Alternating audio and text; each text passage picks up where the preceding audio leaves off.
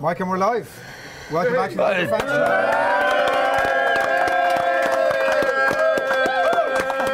Not just for that, but Mike's getting a very special prize later on because he's got the prediction absolutely bang on. Well done, Mike, everybody. Prediction. 56-19. Certainly wasn't what he put up to begin with, but it does appear on the board at the minute, so well done, Mike. Congratulations to you. We got the Italian job done. I really don't know how I feel about it afterwards. Prediction. P-R-E-D-I-C-T-I-O-N. Prediction. Spelling bee. Yeah, exactly. How do we feel after that? I mean, there's injuries, got the results. Yeah, it was disappointing to see Tig and Robbie go off with what looks like a pretty nasty injury. So speaking to Fiona, the physio, she says it's an elbow. He'll be out for quite a long time with that, possibly an operation, did you say? But I haven't... Start again. Yeah, no, hopefully it's not too bad. I'm not the medic for the IRFU. Hopefully a tubey grip should do, but no, it doesn't. Hopefully it's not too bad, but especially from a lens point of view, Tig and Robbie going off. But no, comprehensive victory. We knew Italy always struggle in the last quarter. I think the work was done in the first half. Great impact from the bench coming on. I mean, Marmion, Sean Cronin, Cian Healy, Jordan Lama getting on, which was great to see him get his first cap. I thought it all went to pot when the bench came on. Is that not when Italy started scoring the tries? Or did I miss something? I don't think Andy Farrell's going to be very happy. You know, 3 tries, so I'm sure that'll be a big work on. But when you're changing that many guys and young guys with less experience coming on, I think that's bound to happen, so we'll give them a little bit of leeway, I think. Main takeaways, Italian takeaways, the brilliant written talking point that we've got here. What's your the main takeaway for today? Fiona, it's gonna... I think when the subs all came on all together and that the Italians, you know, scored a couple of tries, I think they were really, really poor. You know, just disappointingly so. Like, do we need to start to have a proper conversation about Italy's involvement in this tournament? With that, I mean, I think our guest earlier who said it, you know, I think that I think it's really a genuine proposal. Now, saying that we could be on the end of a beating, you'd hope that it wouldn't be as bad as that, but I think to add to the excitement, you would have the tier 2 and then this and then loser plays winner, and that it could be not just about Italy, but, you know, Scotland could get hammered too, couldn't they, by some or many maybe this year, you know. And so look, it's just, they just didn't really play well at all today, and a couple of breakaway tries. But what about Keith Earls on the 78th minute? Come on, Munster, what? Chasing down, like, you know, making that run to chase him down to... he had no right to get there, actually. He had no right. He had no right to get there. You know, and if he hadn't have made that huge effort, that would have been another 5 or 7 points as well, and then it would have been, But no, not a great... Like, the Italians are out there waving to the crowd. I'm sort of like... to Mike. Yeah. Mike's fan. Oh, they're waving to Mike. Mike's fan is outside there. Donnacha, just talk to us a little bit about the impact of those injuries. So, I mean, we've spent a bunch of time today talking about the depth of this squad, but Furlong particularly, you don't want to be losing, and Robbie Henshaw in the form he's in, is a big loss at this time of the tournament. Yeah, absolutely. Like Tig, I think is one of the best, is the best tight head in the world. It was great to see Andrew Porter playing. I thought he was brilliant. He really was very, very good, and he got obviously a tremendous amount of game time there. Wales will be another level, a lot bigger pack this next week, so it'll be interesting to see what sort of changes are going to be made in there, and obviously John Ryan's going to come in as well. So as well, poor Robbie, after we're talking about him scoring tries, and his fourth try ended up getting a very nasty looking injury, ended up having to got a bit of Puff the Magic Dragon to keep the pain down, but whatever it was. But you're familiar with it? No, we're talking about it.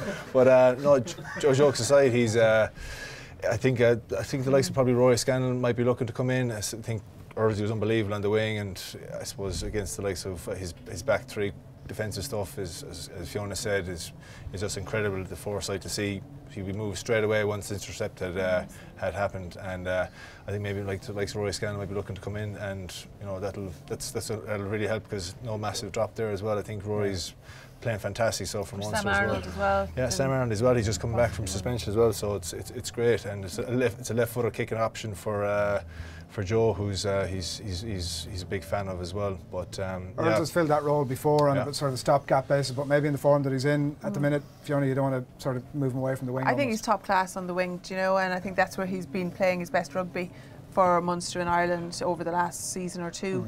It's been there, and he seems to have settled there since they stopped calling him the next O'Driscoll, and that he was going, maybe was he a centre, was that his best position, and he really seems to have settled on the wing. So I'd probably leave him there and look at other avenues. I don't know how long. Gary Ringrose, obviously he's still injured, but where he is in his recovery or stuff like that. There's a few options, but losing Robbie Henshaw would be big, and he certainly looked in a lot of pain there. Did, yeah. I mean, we noticed that Tyke Furlong was standing up and walking around and having the bit of ice reapplied there midway through the half. So hopefully that's only a grade 1 or whatever. But at least there are props there to look at as well, and gives them the opportunity. Yeah, and that's the flip side of the injuries point, Mike. That obviously it's terrible news for those individual players. It may end up being terrible news for Ireland's Six Nations prospects. But on the plus side, I mean, Joey Carberry comes on and gets a bunch of game time. At last, Jordan Larmour gets his debut. And as Donnacha's talking about, Andrew Porter, brilliant performance from him today. Like, a lot of positives on that side if you can exactly. It's always sad to see guys getting injured. You saw last week Josh van der Fleer going off and Dan Levy coming on, and he had a phenomenal game. So it just shows the strength and depth. I mean, Josh van der Fleer was going brilliantly, and then Dan comes on. He's been fantastic. He's probably my man of the match for today. So it's great to give all these guys as much opportunity as possible, and those young guys getting that experience. We need more strength and depth after the last World Cup when we lost all those guys. Paulie O'Connell, we lost Peter Marnie, Sean O'Brien, Sexton, Jared Payne was injured, Tommy Murray. We are learning from that is probably we need more strength and depth. So the more guys that get game time at test level is the better for us going forward. Dan Levy was your man of the match.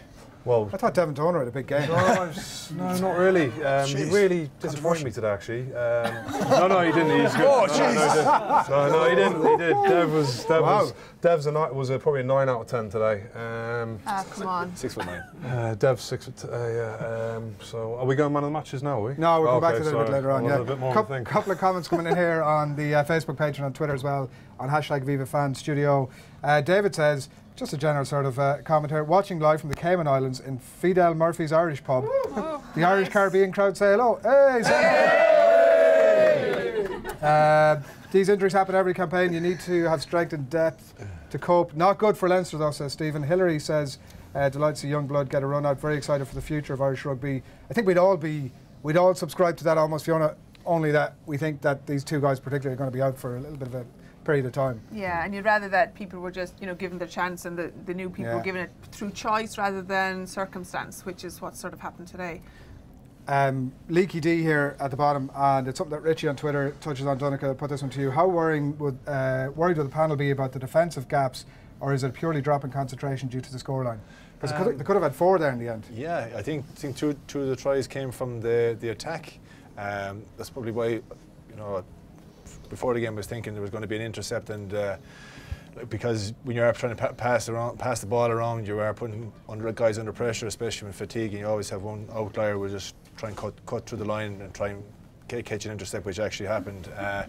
So it is a bit worrying. I'm sure Andy Farrell will be very, very frustrated, especially for the first one, because I think Jacob Stockdale let the man go through on the inside and put Dan Levy under massive pressure as well. So I'm sure there'll be a good bit of few work-ons there, but especially I think the second try, the long pass and dive in the corner, the third one, I think Andy Farrell will be very disappointed at that, because we had a lot of numbers there, and it was just definitely the spacing was very, very narrow. So look, disappointing, I suppose. I don't know if it'll come back and bite us at the end of the tournament from a points differential point of view, but I'm sure Andy Farrell would have been saying at half time the goal was to give them 0 at the end of it, and we had 28 points in the first half and 28 points in the second half, but the Italians were able to get up to 19, so yeah, it'll be definitely big work on for next week against Wales. With the Wales game in mind, exactly, Fiona, like I think if we're that open against a team like Italy, there's got to be big concerns there. Obviously Wales kick off against England shortly, but big concerns ahead of that game in 2 weeks. Yeah, but I think it's a number of things. We touched on at half time how they'd reset and refocus, and what their aims were for the second half, but I don't think it'll happen in a tighter game. Okay. And so also concentration and also the number of changes then, but you can bet when they come to reviewing this next week, it won't be, oh God, how did we score the tries? It'll be how did we how did we let them in? You know, I think Larmer might have been caught on the onside for one of them actually. Yeah, and you know that's probably a learning for him as well. And God, he didn't score on his first touch. God, that must be disappointing. Shocking. Was it shocking? Wasn't it? Well, to be honest, it was a bit disappointing. Yeah. Yeah, but look, they look at that, you know. But I think, you know, it's hard sometimes to build yourselves up when you're winning so much. And Wales will come here thinking that Wales can win, you know, because that's the way they are, and then there's the whole Gatland factor. Absolutely. And, oh God, we haven't time to get into that. Warren Gatland comes to town, everyone? Yeah. It's a bit of booing going on there. Who's booing? Get a quick shot of the scoreboard there if we can, just to see exactly what we did. I mean, this nonsense at the bottom here that you can see has been wiped out and rewritten about 15 times. No, that's what I said. I'm going to give the best prediction there. It's Donnacha. It was pretty tight. Well done, Donnacha. I want to get a quick question again from our super fan here, Michael from Wicklow. Yeah, I was just going to say, given that we've got Wales and Scotland at home in the next two fixtures, and England are away to France and Scotland, will Joe Schmidt and us, should we expect that the championship will actually be sewn up? Should we be targeting 2 bonus point wins there and thinking that it's actually sewn up before we go to Twickenham? I don't think we'll be targeting a bonus point win. I mean, it would be nice, wouldn't it? But I mean, I was surprised how easily Wales won against Scotland. I think Wales were missing the most players out of any nation going into that game. They put in a phenomenal performance against Scotland. The worry now is, you know, we've had a pretty healthy squad, bar maybe Sean O'Brien, Gary Ringrose. Now we've lost a few guys, and then going into the Wales game, Wales were missing a lot of players, but they're now getting a lot of guys back. So I mean, George North on the bench for the game this afternoon, and other guys to come back in. So that's probably a bit of a concern because Wales. Yeah, we'll see how the game goes now, but I mean, it's great we're playing Wales and Scotland at home, and then leading to that decider hopefully at Twickenham. I think to beat Wales will be enough, you know, and I think it'll hopefully come down to St Patrick's Day in Twickenham, and that it won't be sewn up by then. I don't expect France to trouble England really. Want to touch on a couple of things. I want to touch on before we balance out the women's game tomorrow. Fiona, was real disappointment last week. We were talking to Jenny Murphy down in Galway last week, and like everybody understands, there's a bit of a transitional period of play here, but still very disappointing in the context of tomorrow's game, obviously, as well. And it is disappointing. There was some good aspects. I mean, interesting that Mike Ross was in earlier, you know, and their scrum on opposition ball was solid and was good. Outside of that, you know, their tackling was really poor, and it wasn't even a systems thing. It was just they just didn't make the tackles when they got there. So tomorrow will be a different challenge. I mean, they'll have to have targeted three home wins. And Italy weren't too bad against. They stuck with England, which, like, England are the second best team in the world, you know, in terms of obviously the World Cup and their standings, but they're phenomenal in terms of their fitness and their speed. So Italy stuck with them for about 50 minutes, and then England pulled away. So and Italy made three changes for tomorrow as well. So it'll be interesting to see what way that. Like, I expect that our girls will win. And they need to do that too, though. They really do. Get a bit of progress, get the graph going in the right direction. A couple of interesting comments to get to. One topic particularly that we're going to come to in a minute that's been the most popular topic on Twitter all day. Mike will come to you on that in a second. Donnacha, one of your former teammates has been in touch. When are you back to France? I head back tomorrow. We're playing La Rochelle next week in the Arena, so they don't really kick the ball that much, so it'll be, and with the pitch that is the Arena, you're able to hit top speed an awful lot quicker. So I'm sure it'll be a very exciting game. It's snowing, as I said earlier on, it's snowing in Paris, but it'll be I think inside it'll be. Looks like a class stadium. Oh, it's amazing, yeah. So it's great to be able to play in, and I think, you know, it's sterile conditions and tactics are a lot different from a mucky pitch, but I think it's probably nearly the future of where rugby's going, because, you know, the ball's in play an awful lot more, and people, as I said, the speed of the game is extremely fast, and then it allows for a lot more space in the last 20-30 minutes. So yeah. Have you dropped Simon Zebo a few texts? Yeah, I was chatting to him. So he's looking forward to going over as well. So he's looking for accommodation as well. So, yeah, have you pointed him away? Away from the house, and the kids this in the other whole suburb. Send him up to the north, or north of Paris, so he can take the train down. But no, he really enjoyed the experience over there as well, and he has a bit of French as well already, so that'll help the transition a lot. Yeah, good stuff. So the most common sort of question that was coming into us all day long, Mike, was in relation to yourself, and this one comes in from Gordon Darcy on Twitter. Yeah. He's wondering what the deal is with Mike McCarthy's shirt. Oh, yeah. Well, actually, Fiona said John Hayes wears very similar shirts, and they're quite fashionable. Is this supposed to give it some credibility? Well, I mean, you know. But he wears it well. I've worn it. Listen, I have to say, I've worn this before, and I do get a bit of grief for it because it is one of my favourite shirts. I think it looks pretty good, fits me nicely, nice colours, and I mean, the usual banter from the lads is, "Oh, have you been chopping wood?" Yeah. But like I just say, no, I haven't been chopping wood. I've been living in the city. There's not many trees, so and put them back in their box that way. So, absolutely, yeah. right back. See, like, you can't be worrying what other people think. You know, I like the shirt. I think it's very fashionable and it's very comfortable. So I'm happy with it. That's the main thing. And come from Das, who's got the worst dress sense ever. Congratulations to Donnacha Ryan, by the way, who was watching on Twitter over there. This really just goes to her, not for any one comment, but just her general enthusiasm, because she pretty much live tweeted for the entire day at hashtag Aviva Fan Studio. So Donnacha Ryan is going to be with us next time out. Congratulations to you. A couple of pieces of housekeeping I want to get to before we wrap up. We have two musical treats coming to you. The first one is going to come from Mike McCarthy, who's going to sing. Max, where are you? Max, it's Max's birthday today, everybody. Yeah,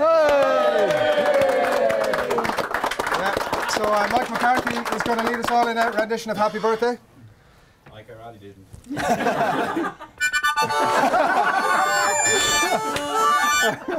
Happy birthday to you. Happy birthday to you. Happy birthday, dear Max. Happy birthday to you. Right, before we wrap up, give it up for our panel today. For Mike McCarthy, everybody. For Fiona Steed. And for Donnacha Ryan. Brilliant audience, thanks really for watching. We're going to wrap up with some excellent music. They're playing Whelan's on the 24th of March, so go along and get tickets for that. They're Agro Soul, I'm told, so we're going to go just that with Burke.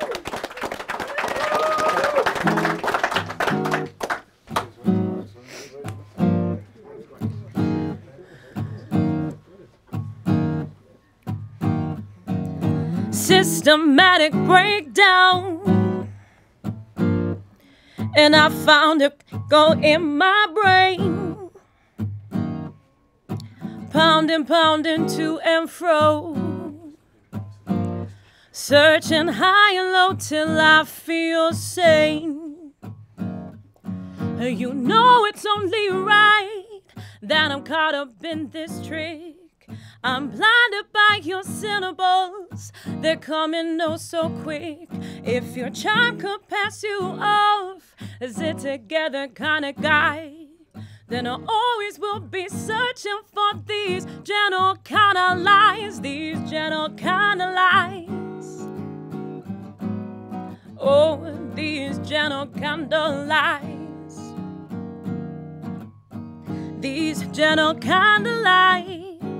Oh, and these gentle kind of lies. Systematic breakdown. Yeah, I'm deconstructing me and you. Ooh, you left me with the question mark that you expect me to pursue. Oh, but I've been saving up my crazy for a broken holiday. Now if you catch yourself up in my storm, you'll wanna keep away. Don't pretend that you weren't warned with these ominous skies. You can comfort me all you want with these gentle kind of lies, these gentle kind of lies. Oh, and these gentle kind of lies. Hey, these gentle candlelights, oh, oh, oh, and these gentle candlelights.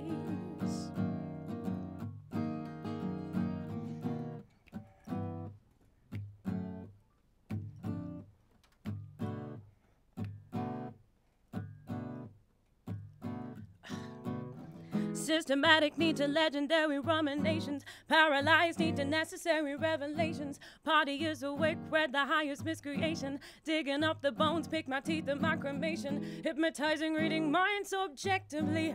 Realizing I was judging you subjectively. Interrupting heavy flow so sanitary. Love was imaginary, squirting up liquid fairy. Smoke, there's fire, and I tried to call. And the smile was static, and it led to fall. And these lazy bones and these broken moans. And I'm pounding to and fro, and I showed my metal and I sucked it up, and it stung like nettle when you filled your cup. Never showed your hand, so I bled my sleeve. Certainty never achieved these gentle candlelights.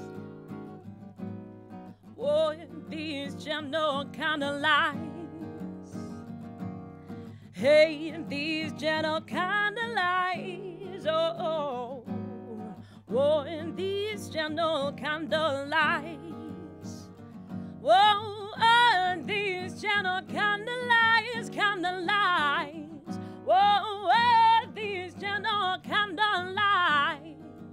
Whoa, these gentle candlelights. Oh, and these gentle candlelights.